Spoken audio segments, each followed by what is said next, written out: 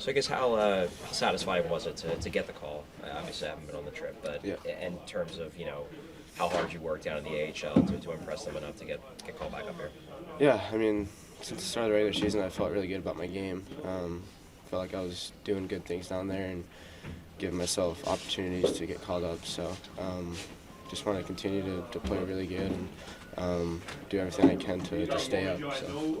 How long did it take for you? I'm sure there was some frustration, I imagine, when you got sent down. How long did it take for you to shift your mindset and say, okay, I got to play hard down here and do the right things? I mean, right away. You can't dwell on a bad break or whatever. So I tried to just flip the switch right away and get to work as soon as the first game rolled around. So.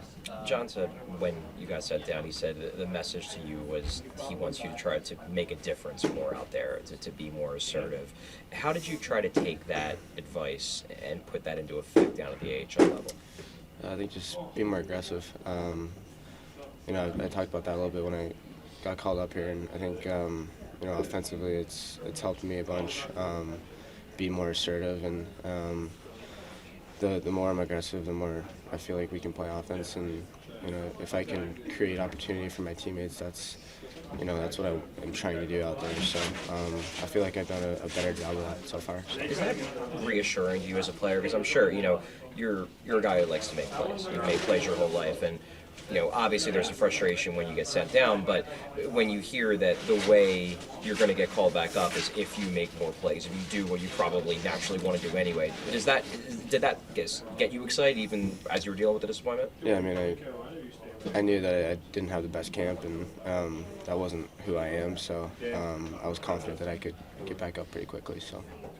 How much did having success down with the Phantoms and being a part of that success help your confidence coming back up here? Yeah, I mean, it's a super fun group of guys down there. I think just the vibe in general is really fun to be around. So, when you're playing hockey and having fun, I think, things start going the right way for you eventually. And, I think it was, like I said, a good start to the year for me. So.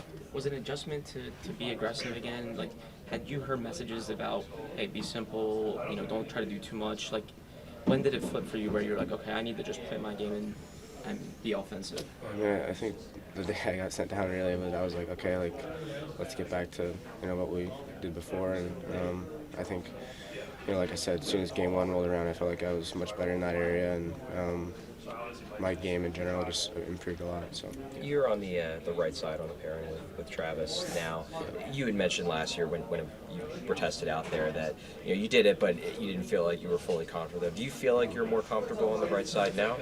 I'm definitely learning that side more. I feel like now I have much better experience than I did last year, and that definitely helps. So I kind of know what to expect a little bit more. I'm still not, the best at it. I feel like, like I said, I'm still learning. But I think as each game goes by, I'll continue to get better at it.